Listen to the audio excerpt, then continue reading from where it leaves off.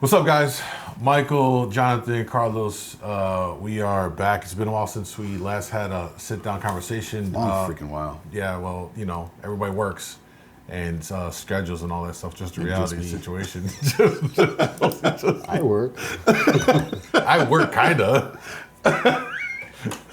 But You ain't got no job, Tony. we finally got a chance to get together and just have a conversation again. I guess I want to start today's convo here.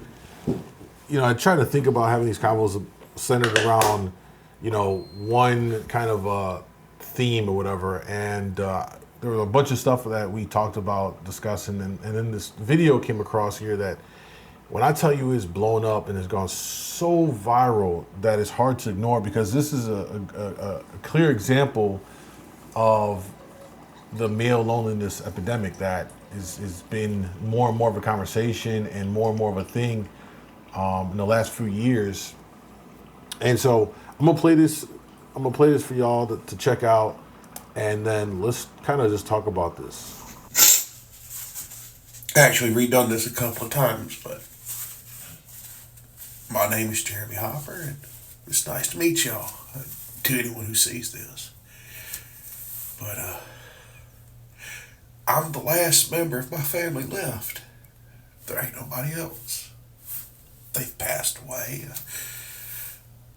I'm 27, and my mama died before she was even 40. My baby brother and baby sister both passed away as infants. And today I realized that if anything were to happen to me today, not a single person on this earth would know I was gone. And I truly doubt anyone would care. And I want some record that I existed, that I was here. That's deep. So that's the video. This guy's name is JD. That video has now over 2 million likes. It has over 165,000 comments and growing. And I mean, I'm not going to clearly go through all the comments, but the general theme from everyone is like, I see you, you're loved, you know, words of encouragement. Hell, even people in there talking about, I'll be your friend, what's your gamer tag? You know, the boys is rounding them up like, what's your gamer tag? Let's go play some COD or something like that. And I think his account is blown up. I mean, that's typical for going viral. Now he's got 300-some thousand followers, which it can be life-changing if he kind of capitalizes off of it and don't know what his content will be around that. But I came across that video, and again, it really speaks to a lot of what men kind of face, which is this idea of like, we could be lonely. Oh, he goes with the coughing again. Yeah. Can you stop? Last video, this guy always. Yeah, that's the just his sexy voice. You're And right. shit. I'm not going to speak Jesus now. Christ. So Fucking continue, man.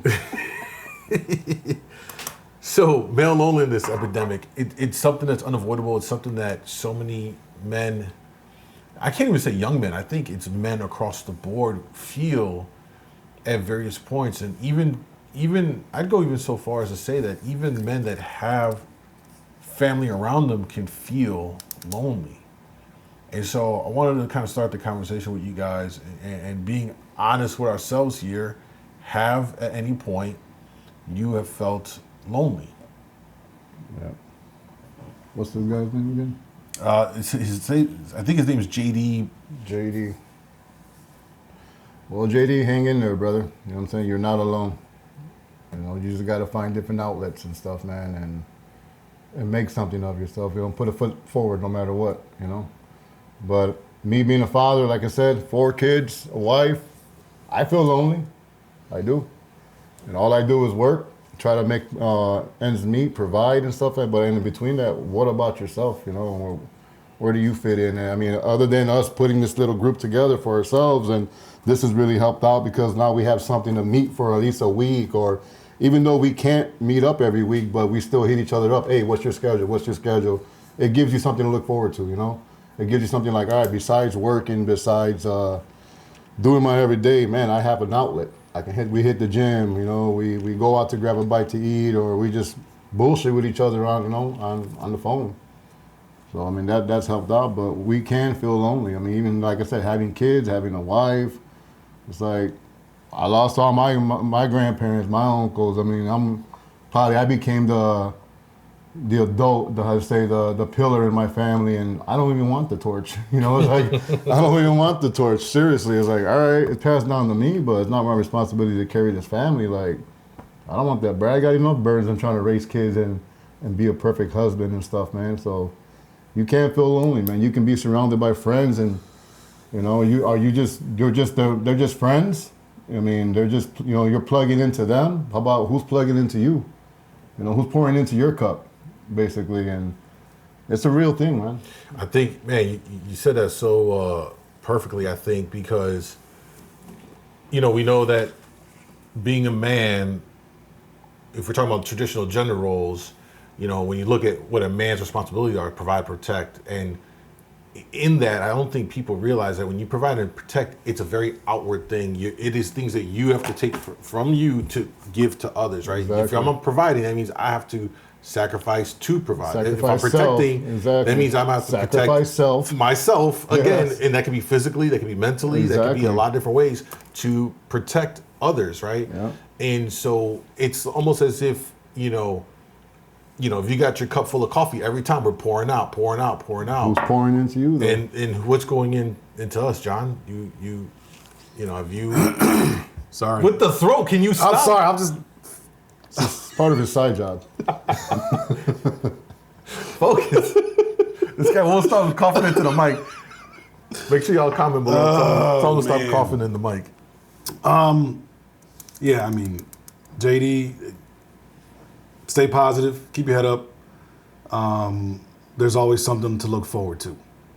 I know in your video that you said, you know, you specifically mentioned women, you know, finding loneliness, you know, from women. But at the end of the day, you're not going to find that comfort in any woman unless you're in an actual relationship. You know, at the end of the day, you need to surround yourself with other men. You know, I'm lonely. The last time we were all together was the last video shoot, Yeah. which was weeks, and that's only because I've been working so freaking much. And I've been out of town. Yeah, you're out of town. Yeah, you're working. I might be getting called here in a little bit, which sucks. Great. But you know, I have a wife, I have 8 kids. This is the only time that I actually get to meet with you guys, other men. I haven't met with anybody else other than work, but work is work. I don't bring it home. You know, but you know, you need to find different avenues of how to connect with other guys. Whatever, you know, social media platform you can. You know, sometimes family isn't always the best way to find comfort. You know, sometimes even with all the family you have, you'll still feel like you're alone. You know, but reaching out, you know, to find other groups of men just to hang out, right? Fellowship, come together, have a drink, do dumb stuff, you know, but at least you're with other men, you know. At the end of the day, a woman is going to give you comfort from their own point of view. Sometimes you're not looking for that kind of comfort from a woman. They'll comfort you for, you know, a couple minutes of your life. But. You know, there's a fine line of what you can bullshit and have a good laugh with a woman, and then there's a different thing when you with a bunch of guys and you can bullshit and laugh all night over dumb stuff. Yeah, you know, when I think about this, and I think both of you guys make great points on this. One, like when you're talking about, John, about finding other men, I think that this really speaks to finding, you know, like-minded men, like that you share. There's some kind of commonality that draws you two together, whether it's, you know, y'all have the same hobbies in mind or same interests in mind. Are y'all big gamers? Like whatever it may be that allows you to connect, because even amongst men, we all have different various circles within it. Well, with a family, how can you even find a hobby? It's the hardest thing. I mean, that's a good point. You know, it's like I don't have a hobby. I mean, other than going to the gym or meeting up here, or you know, occasionally going out or drink or something like that. But there's no hobbies. I'm not a fisher like you, a big fisherman. Right. I mean, I go to the range probably once a year, just because I feel like going. But there's just nothing I'm really like, yes, this is what I do. This is my outlet. There's no other than work, Gym. and that's it. You know, I find my outlets in work. There's really no hobby. So it's like, I guess this world is created to just keep you suppressed somehow and swinging that hammer away, and it's hard to find that time for yourself, man. But here's what I would say, right? Because this is something that I had to learn, which is, because, right, like for me, I was, balls deep in work. It was always about work, do this, I got to be on the hustle, I got to do da da da da. And what I found, and where on my new journey I'm in now, I had to basically stop that and almost do like a course correct to give myself that time. You know what I'm saying? And it's not easy because time is is finite, and if you're gonna want to do something here, that means it's gonna have the time have to come out of some other areas. Yeah. But what I have realized is that if I'm gonna be on point for my family and be able to provide and protect and all that stuff, I do need to make some time for myself, so I'm right in order to do that. Because if you're just completely drained out of it, if you are constantly feeling like alone and you're giving into everything, and you have nothing left for yourself, that's not gonna end well, bro. I just think of that's a situation where eventually you're gonna crash out. You're gonna one day blow up on your wife, one day take it out on your kids, one day get into some drugs, or one day go out of control with liquor, because you just get it's almost like it just builds and builds and builds, and you're feeling like, what do I got? One thing you said a while ago that really stuck with me, and you said that you're like, Michael, you realize like in our family it's all women. There's not a lot of men in our family. It's just us. And so you pointed it out to me, and you made me realize that in our family settings, individually, and then when we come together for family stuff, it's just all women and like 3-4 guys. That's it. And so, And even at that, we have nothing that we do amongst each other. yeah. We just sit there like, all right, hearing the conversation Yeah. and looking at each other. And I think that's on us. I think that's something It is on us, I'm That's saying. something that we can work on to be like, all right, well, when they get together, we got something to do. But the point you made overall was just realizing like we're always surrounded by women. We're always surrounded by that feminine energy, and when we're surrounded by them, I don't feel as though I can always be fully in my masculine, because I gotta be a little bit more soft with everyone around me. Yeah. Again, sorry. So I always got to be like soft with everyone around me, because I'm dealing with women, right? Yeah. Whether it's the young girls in the family, or it's the adult women in the family. I take the more asshole approach, and I'll find a corner and I'll stick myself over there, or I'll make myself busy. I think, That's what I do. I'm like, I'll disappear. I'll be in a corner, or let me go fix this. Let me go take care of that, and I go about my business and stuff. I try. I engage but I engage with, To a certain extent. they ask the question, I answer. That's it. yeah. And I know they noticed that. I mean, No, 100%. It's like I don't fit in there. I was like, well, there's a bunch of women. All right, what y'all need me to fix? That's it. Nothing needs to be fixed. All right, I'm gonna go sit my ass over there then. Yeah. And be quiet. But sometimes we're all together, and it's like we're all just looking at each other like, anybody got a bottle we can drink? But we don't do that though. So it's like we don't have a group hobby that we do either. No. And I think that's something that obviously something we gotta maybe probably work on to figure something out.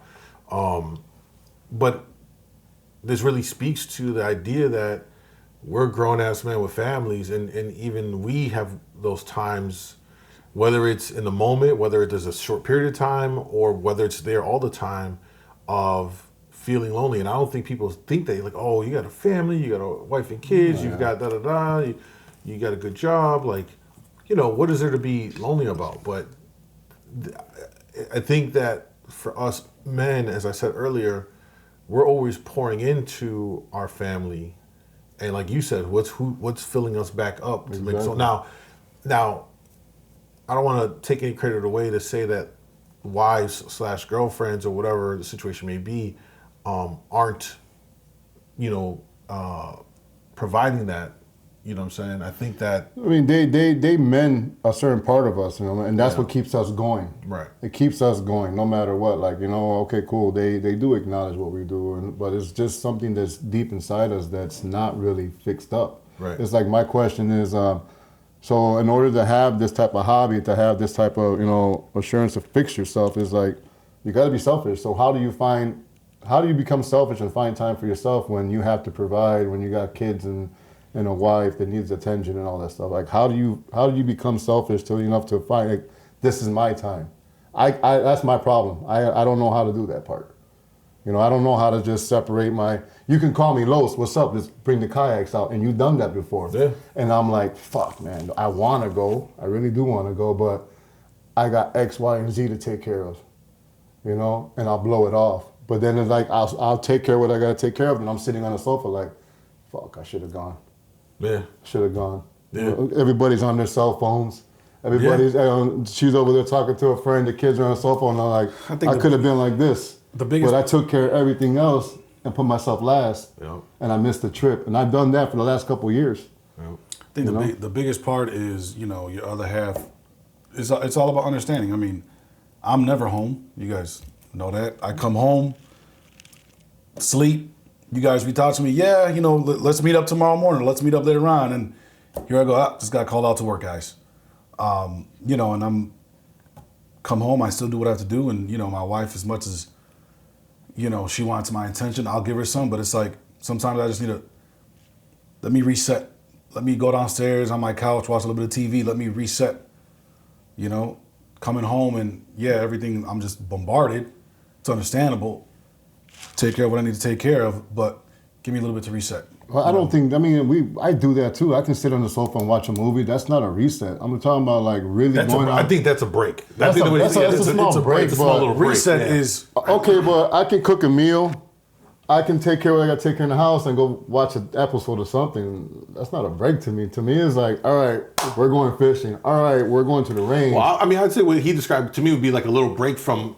Yeah, it gives me a break from doing all the stuff. A reset is what you're talking about. Yeah, I agree. No, that's a break. I mean, I do that. Together. I mean, I do that every day. I mean, yesterday I watched one of my favorite movies, Fury. You know what I'm saying? I sat down and watched the movie. After I cooked, I sent you the picture of what I cooked and everything like that. The night was dead. It was cold outside. So I'm like, okay, that's a break. Like, I do that all the time. Yeah. But that's okay. Not the same as what you're talking about. Not the same as, hey, agree. What's up? Let's all get together. Right. Jonathan, bring out the toys. Let's go shoot. You know, like, when the fuck do we do that? I mean, it's real. And that's where the business and how do you, besides, like you said, your work schedule, your family schedule, how do you say, all right, I just got home from work, but check this out, I'm gone. I'm going to go do this. We're going out. You know, we're going to have a boys' night or some shit. Like, how do you separate that shit? And a lot of men, sometimes they're fearful even bringing that to the table. Like, right, how my girl going to react? How's my girl going to react? Yeah. You know what I'm saying? That's true. I will say this. I've done that a few times. Is the wife happy? No. Of course.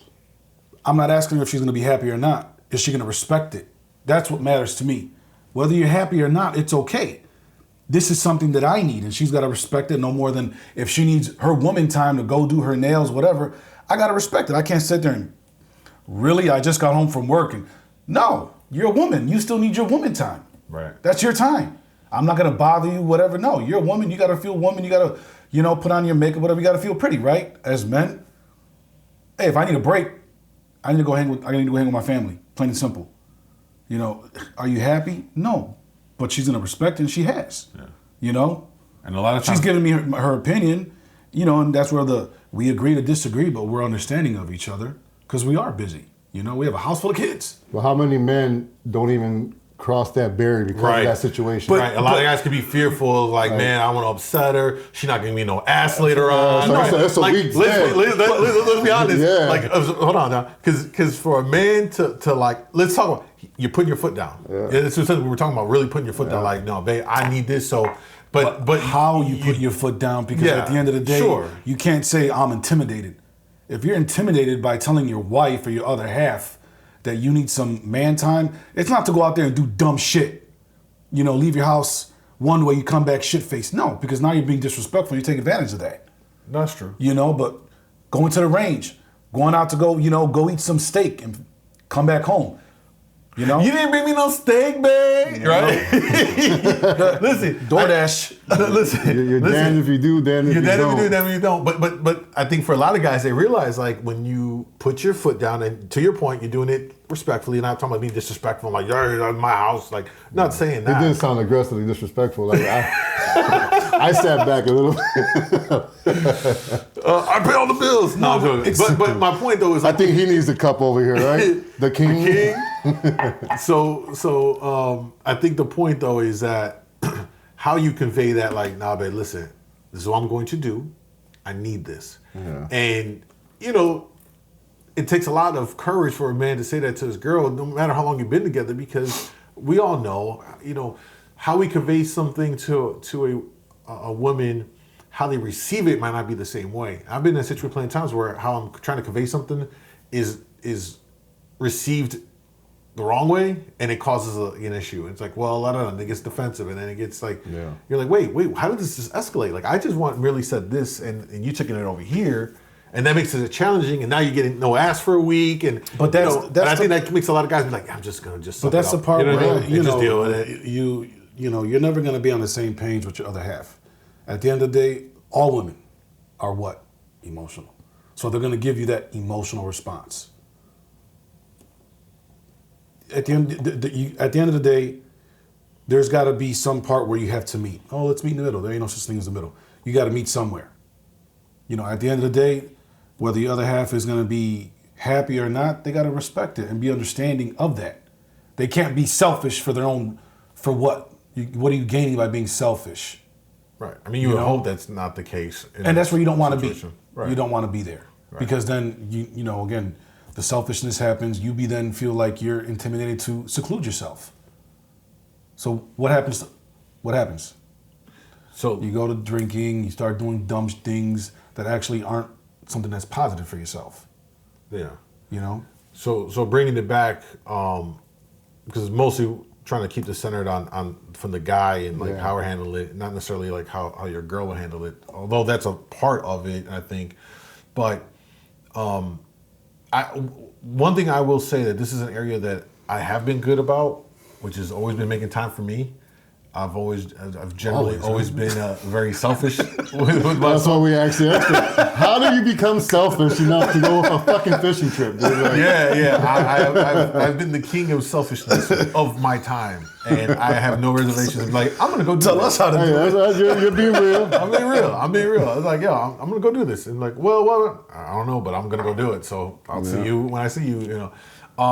And of course, you know, my messaging isn't what I just said. It's way more respectful. But you know, I've always been able to be like, this is what I'm gonna do. And I think that what I have learned is, in order to get less pushback from your significant other, let me present it in two ways. From the being with someone's perspective, the way I've been able to navigate that has been one. Doing little things to like kind of smooth her over, right? So if I know I'm gonna want to do something, leading up to it, here's a little extra flowers than normal. Here's a little, here, go do this. You know what I'm saying? Yeah. It's just a little gestures thing. I'm not talking about like anything. Well, I some think that crazy. works like in your behalf because it's like you entered that relationship with the same attitude, with the same Michael. Like you walked in like, this is what I do. Everybody knows I do this, I do that, I do this. Yeah. Like me being in a relationship for over 24 years is like, all right, I met you when you were 17 years old. Where the fuck do you pick up this? Yeah, hobby but at? You know, all of a sudden you're changing now. So it's like, you know, But here's the thing though, like it's crazy to think that you've been together for 24 years. Anybody for X amount of period. We all change. Like over time, No, 100%. interests change on us. So I don't think that just because you or anyone's been with somebody for 20 plus years that you have to abide by the first initial meeting point of how you guys were, because there should be evolution for both people along the way. So I say that to say that you should be able to be like, you know, babe, I want to take up this new hobby interest. So on Thursdays, I'm going to be going here, or on whatever day. I'm gonna pick up Zumba classes. All of a sudden, he's going to yoga classes. She outside that place we're at, looking at it. Yeah. I mean, it got to make sense, right? That ain't going to really make the wifey feel too good. I'm saying, but that's just like, I mean, like I can manage my position. I mean, whatever. Me and my wife, I can tell her, hey, check this out. I'm gonna go do this, and she's always, if it's gonna promote me, she's down for it. Yeah. She just wants to see me happy, and that's the good thing about it. But it's like me still, with having that, I'm still a mental midget on, man, should I go do this? Should I go? Because I've always just provided, poured out, and never poured into my own fucking cup, So it's a challenge for me sometimes, Yeah, like I understand what you're saying. Like, and it's like, okay, I want to I mean, I love my wife, I love my kids, and all, but I want to find something that's for me as well, like like an outlet for me, so I can fix the inside of me, basically, of that loneliness. Just take care of that. Like, I want to be excited to go do something and shit. Other than, all right, I got this new project, I'm gonna go knock his house out, or I'm gonna go install this elevator or whatever. That excites me because it's just I found my outlet in work. Right. But I want to find an outlet outside of work. You need something else. You gotta balance it out.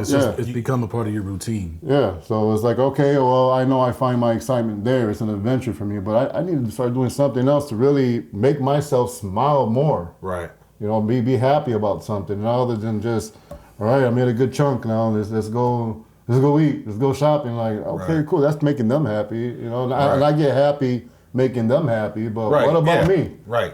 What about me, deep inside me, like, Yeah, and the crazy thing is we're talking from the perspective right now as family men. Having a family. This guy has no family. He has no family, right? Nothing. So let's center this now and think about, and maybe even offer to some of these guys that don't even have a family yet, that are like JD, that are young, don't have a girlfriend, don't have any of these kinds of external relationships. It's just them. And we've seen the numbers. It's well documented on social media. There's been a lot of conversations on it on various like podcasts, like Jordan Peterson and all these guys, where they talk about the male loneliness epidemic is just skyrocketing. So many men are feeling lonely. Part of it is that a lot of men are struggling to get in a relationship with women. Mm-hmm. Like a lot of their standards these days are holding these guys. You're 22 years old and women want you to already be financially secure. Like, bro, I didn't get financially secure until my early 30s. Yeah. My 20s, I was trying to figure it out. I think most men in their 20s, with rare exceptions, are going to be, you'll make money, but like you're not in your money. You're not in your bag. Just like you get that into like your 30s. And I think the numbers that I saw was something like between 35 and like 55 is when men really get into their highest earning potential. So for us, it's like a slow kind of grind upward. And so for younger men in their 20s that are working a regular job, trying to get situated into the workplace, trying to figure out where they want to go with careers and stuff like that, but also want to like have companionship, have a girl and all that stuff, and they're getting rejected because they don't got six figures yet. They might not be 6 foot. They might be a little out of shape. I mean, what can we say to them that? One thing that I was interested in, I've looked. I don't have the exact name of these groups, but it's like they're like warrior groups, where a bunch of men get together. They're out in the wilderness, and I've seen. I know you're talking about. They do the boxing challenges, and they go fishing. They camp out. You know what I'm saying? They really let their emotions out. So it's like a big brotherhood. Maybe in his case, something like that will work out. It was like you being in the military. How did you feel being with that tight-knit brotherhood? Man, I'm glad you asked that. And I think I want to do a separate conversation at some point about the military experience. But briefly, what I'll say is I'm the only child. I mean, you guys know this. I'm the only child. I don't have... Why he's selfish. That is no, I can admit, being the only child, that's why I've always been selfish with like my time. I've never been selfish like, you can't have some of my food, or like you can't. No, we're not talking about that. But I'm talking about like I mean like my time. Like when we family get-togethers before, I'm like, I don't want to do that. I'm gonna go do what I want to do instead of going to the barbecue for the family thing, whatever. That's kind of like what I mean by my selfishness.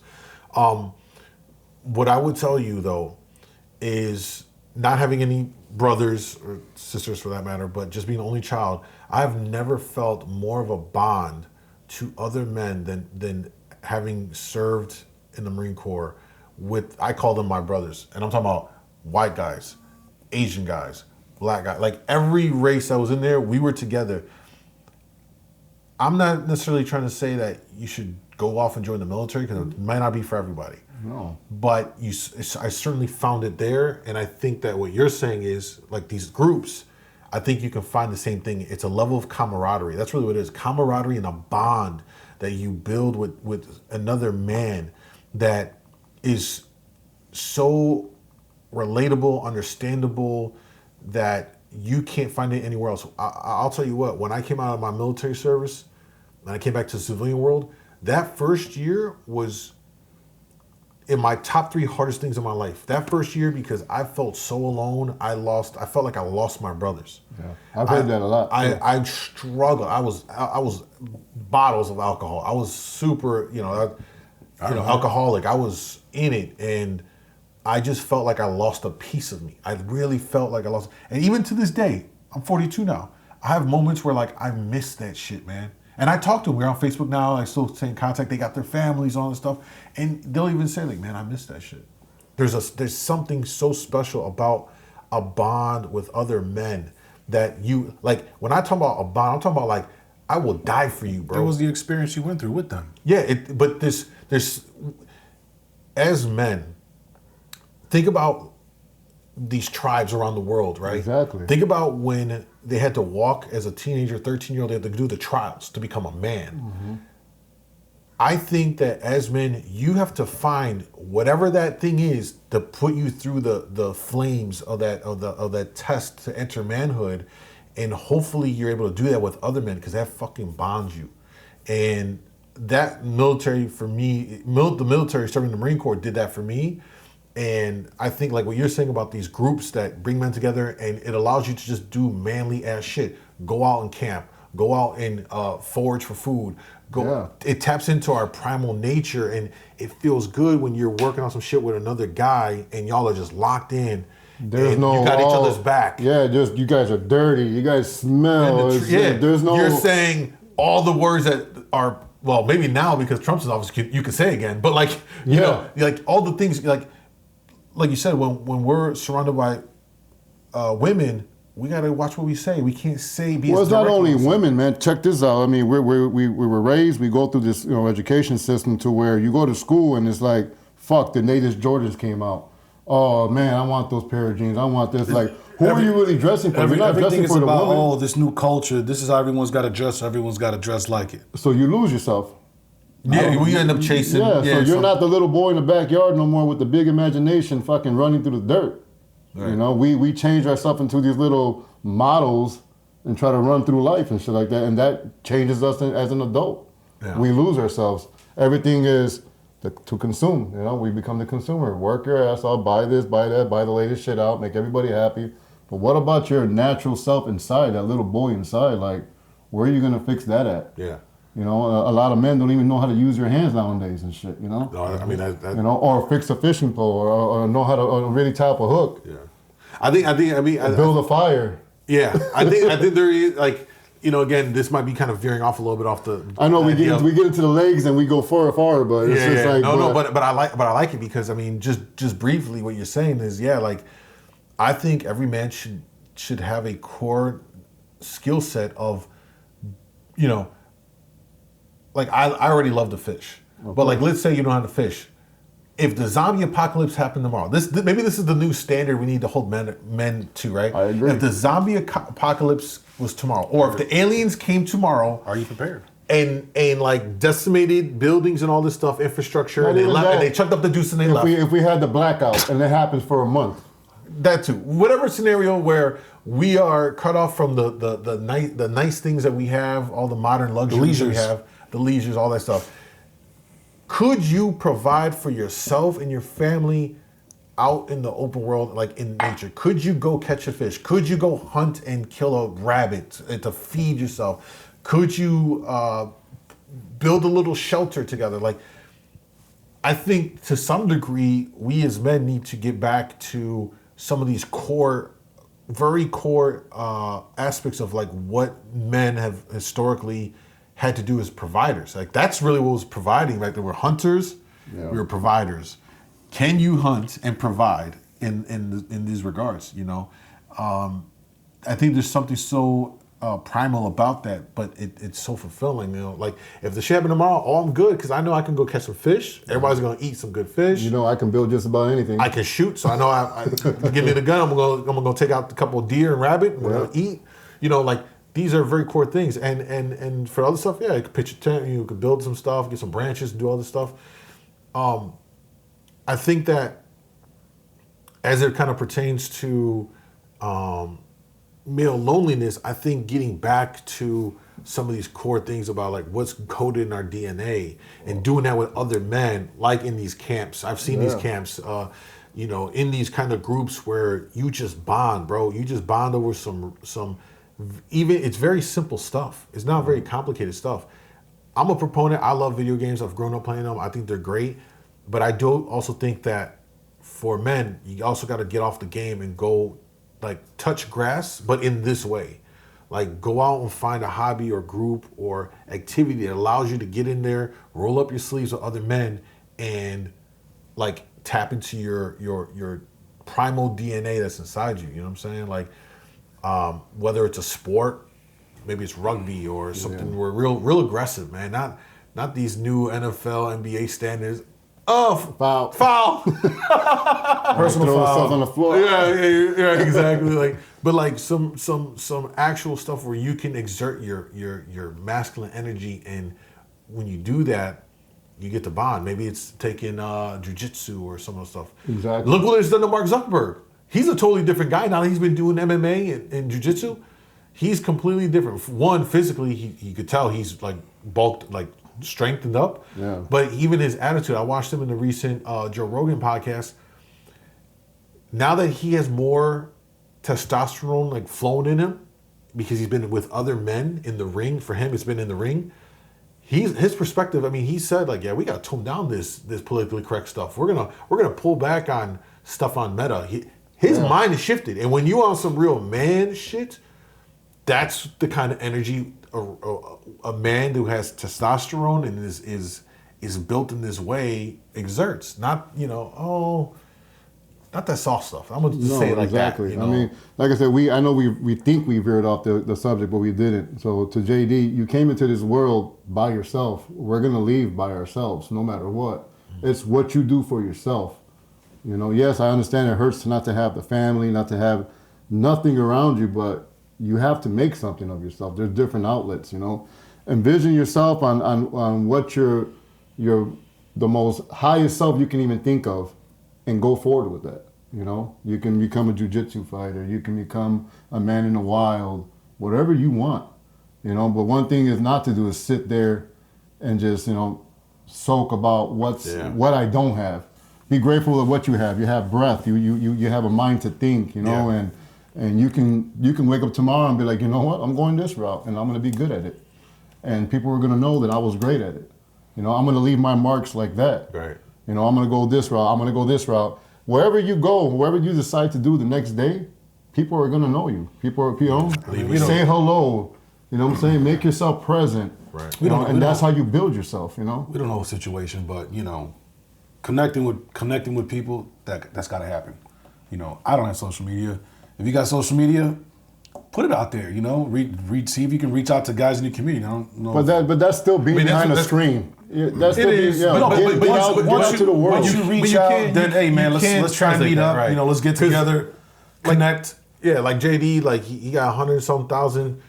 I'm pretty sure there's people that are in this area that saw that. Now he might be able to translate that into real world connection, perhaps. Yeah.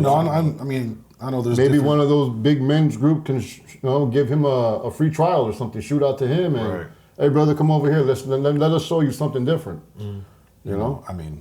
It's just it's reaching out. There's always going to be somebody on the other side who's going to reach back.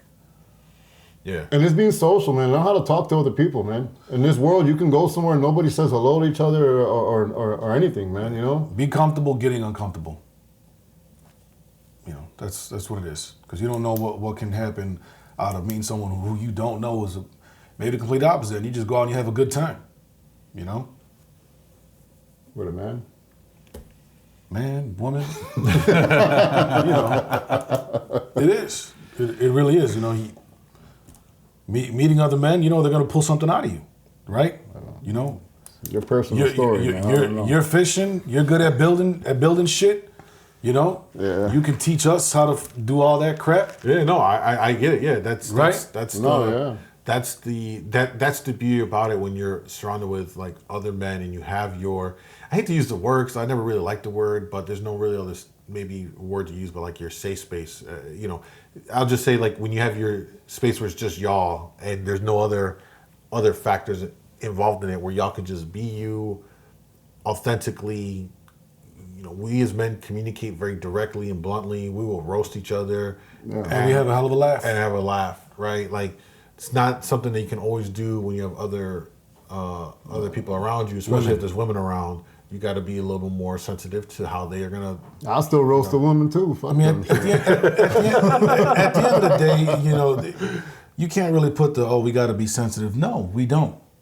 We shouldn't have to be sensitive. Yeah, filtered. You know, women are. You know, women is women. Women have Well, to isn't be understanding. when you say filter, I think being sensitive to what you say to them, I see that as the same one and the same thing. But You know, sensitive, and then you know, being respectful of what we say and how we say it. But at the end of the day, you know, we can't do anything less than always coming straight across, right? To the point. There's no point in beating around the bush, trying to say something, you know, when we could have just said it in few words. This is why he has 8 kids, straight to the point. Let's go.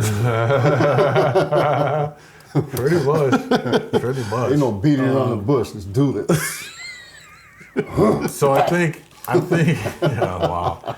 I think that for any man that is in JD's shoes, that, you know, JD's just one of many men that was, I'll give him credit, man, brave enough and vulnerable enough to put it out there. Put it out there, exactly. You know, that takes a lot of courage, and I credit him for that. That just shows he wants something more, you know. Yeah, he really he could hit a bottle. He can lose himself and off himself because that's real nowadays too, man. Mm-hmm. Yeah, yep. Sometimes, you know, I think that there's a misnomer that as a man you can't put yourself out there to ask for help, and I think that holds us a lot of us back. And what I would suggest to any man, young or older, that feels alone and feeling that loneliness, don't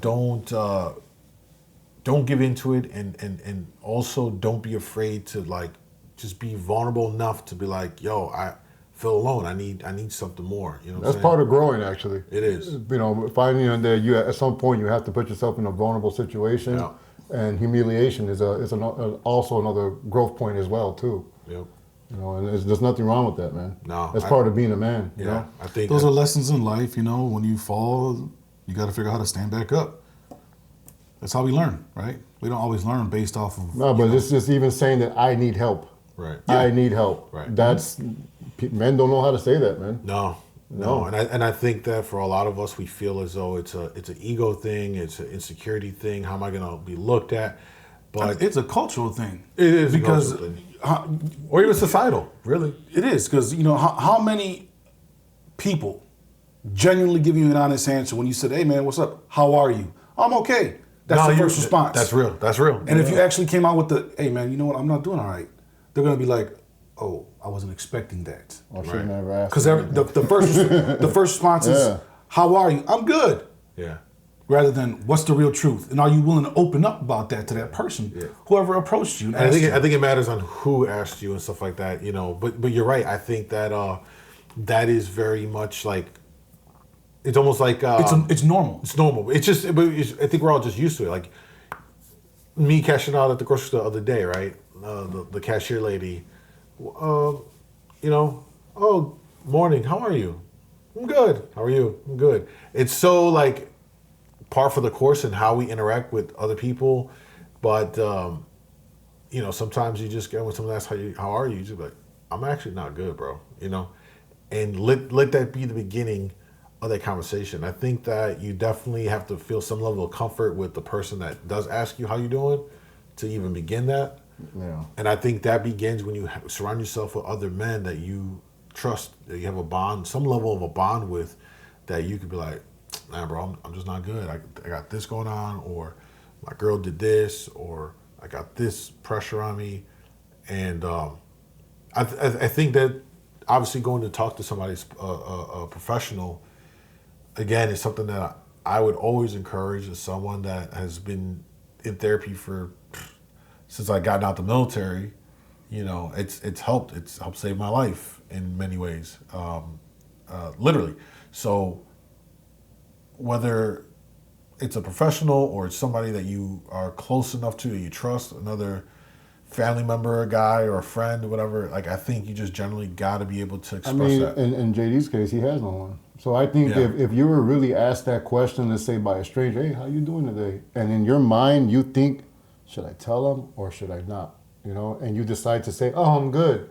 That little second that you had to think about that, should I tell him? You miss an opportunity. Tell him. Because you never know what God sends to you. Yeah. It might be that right person just for those 30 seconds, 1 minute of a conversation that might change your life. So it's upon you to listen to yourself, to that internal voice, to be like, you know what, I'm going to be vulnerable right now. Yeah. You know what, sir, ma'am, I'm actually not good right now.